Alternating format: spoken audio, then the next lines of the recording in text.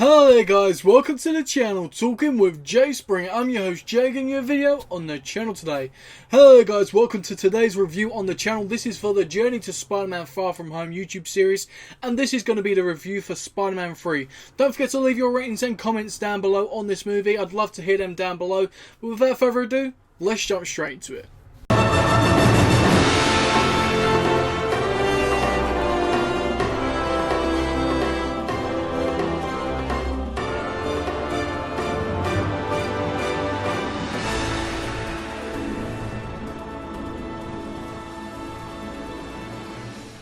Spider-Man 3, this came out in 2007 and directed by Sam Raimi, the man himself. This was a 2 hours and 36 minutes movie and an action fantasy sci-fi.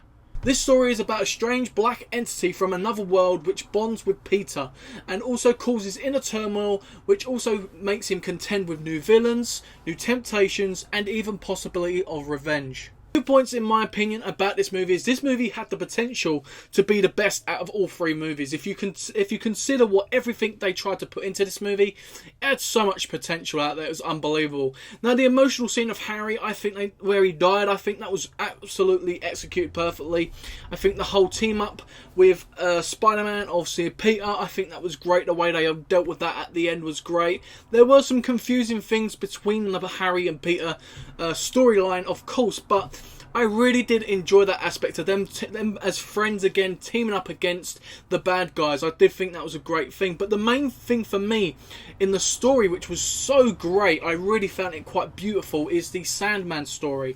I felt this was a beautiful story and it is one I really enjoyed. Now a lot of people say this story wasn't necessary. Maybe it wasn't. Maybe it was for another movie they could have done this. The writing in this story was great and I think the character really is one of them characters which you can relate to. He's a troubled guy, just wants to help his daughter. Obviously goes around things in a different way, a bad thing, obviously because he's a villain, but really you can connect with the emotional and the good side of him, which I like them type of villains in a movie like this.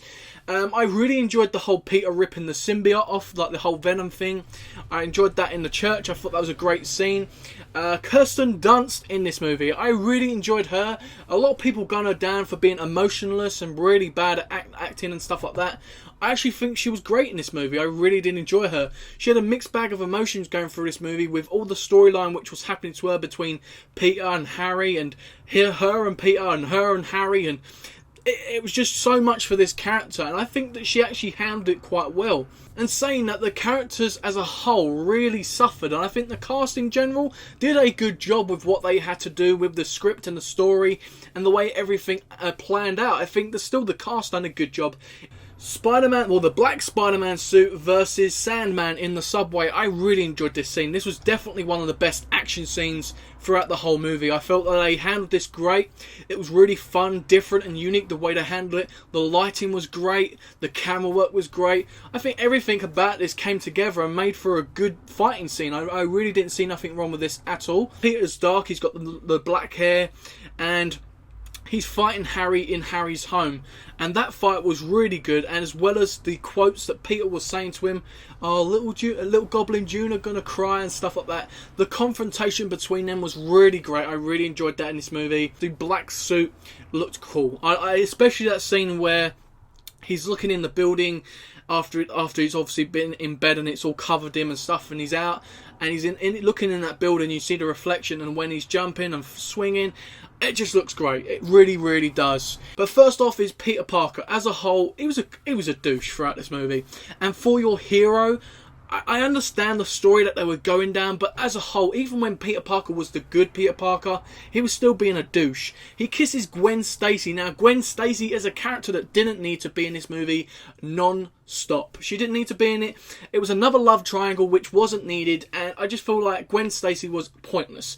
It was just another love interest for Peter to make him look more of a douche. And I just didn't like him at all. And he knew that MJ was watching. He acts like everything's okay when it really isn't. He keeps telling MJ to calm down. Good things are coming. He just acts like a complete douchebag, and it really annoys me. The other point is, why does Sandman help Venom? Now, throughout his main plot is he wants to help his daughter. So why is he helping Venom go against Spider-Man? It's only delaying him. And not only that, Sandman was supposedly being killed. and never heard of. That was his chance to go silent and go to actually help his daughter without Spider-Man even noticing him. So why didn't they execute? It's just a foul in writing. I just don't believe that Sandman should have helped Venom. This whole thing was stupid. CGI. Oh, don't even get to begin with CGI. The CGI was absolutely terrible throughout this movie and really relied on, which was very bad, because if you look at number 1 and 2, the CGI wasn't relied on. It was the storytelling, the character development, and especially that alley scene where Peter's swinging through away from Harry through the alley, and as well as the scene where Venom and Peter are falling down and they're fighting each other.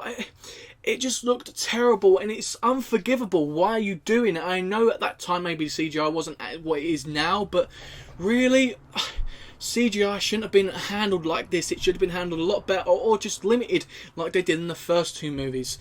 And to be honest, the humour in this movie for me fell really flat, especially the whole dancing sequences, which a lot of people pick out, and that's why they say this movie sucked. Completely understand, it was very awkward. I don't say that's the only thing that made this movie suck. And I don't think this movie generally sucks, as everybody says. I don't think it's as bad as everybody says it is, but we'll get on to that. Now, the script, in my opinion, is very, very poorly written. They make characters very annoying, very confusing. As I've mentioned, obviously, the whole Sandman situation, his character was quite confusing, even though I loved the character. Too many storylines. Why couldn't they just fix to one solo villain? So, you had Venom in this movie, which obviously, first off, it was Peter, and then it ended up being Eddie Brock. And then you have the love triangle between Peter, MJ, and Harry. Then you have another love triangle between Eddie Brock, Peter, and Gwen. And then you have Sandman in this movie. You have, obviously, Peter's problems with Aunt May, obviously because of, obviously, Sandman as well. And you have Harry and Peter, their issues. It's just too much. And I think that's the main problem with this movie, not the whole dance sequences. That wouldn't have happened if they'd have stuck to one villain or one main plot and added a few little subplot points like they did with the other movies. Why couldn't it have been Sandman throughout the movie, or even Harry being the solo villain? Now, I came up with a plot which I think would be more enjoyable, and this is Harry being the main villain, and get rid of the whole Harry loses memory and stuff like that.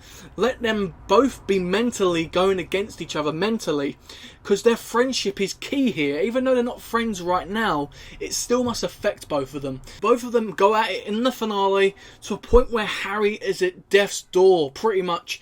Peter's just mauled him straight into the floor, and he just won't stop until MJ stops it from happening.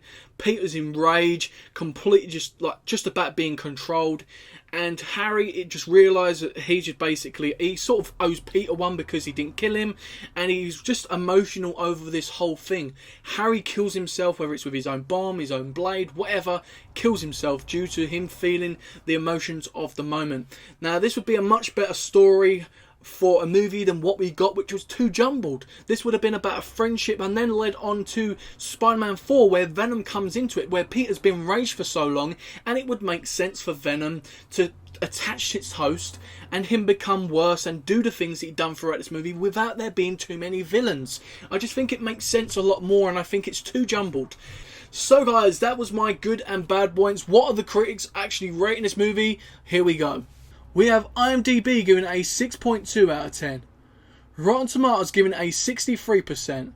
And Metacritic giving it a 59. My rating for this movie is a 6.5 out of 10. That makes this a borderline good. That's pretty good. Overall, guys, this movie isn't nowhere near as good as Spider-Man 1 or 2, but this movie showed so much potential on what it tried to succeed. It could have been better than the other 2 movies, but this movie just failed to hit its targets. Now, this has some good elements to it. It isn't dreadful as everybody mentions it. It failed to reach its targets. That's all it did. Now, some movies do that, and obviously it's really heartbreaking, and obviously people that went to go and see this movie after seeing number 2, it would have just been really dreadful in that sort of way, because the expectations just weren't met. But I still try to enjoy things from a comic book manner when it comes to this movie. I tend to push out all the problems and just try to enjoy the movie for what it is at that time, and the way they try to include all these characters and what they tried. I just try to do that. I still love the cast and what these guys have done for the trilogy, and I think for the finale it's worth watching every now and again. I'm sure you guys can understand my opinions, but don't forget to let me know yours. So guys, a 6.5 out of 10 for Spider-Man 3. Don't forget to leave your comments and ratings down below in that comment section. Of course, I'd love to hear your thoughts on it. And don't forget to smash the thumbs up if you enjoyed this video. And don't forget, if you're new here, consider subscribing and hitting that bell for much, much more. If you smash that thumbs up, it shares my video around and lets me know you're enjoying the content. And if you subscribe and hit the bell, you'll be notified when I upload more videos just like this one.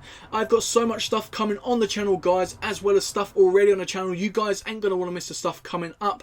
Just like we got the Amazing Spider-Man 1 and 2 review coming up very, very shortly, as well as a bunch of other reviews, rankings, and reactions to trailers when it comes to movies and TV series. This is the place for you, so subscribe, hit the bell, you will not be disappointed. So without further ado, guys, I hope you enjoyed this video. Thank you very much. I've been me, you've been you, and I'll see you next time on Talking with Jay Springer.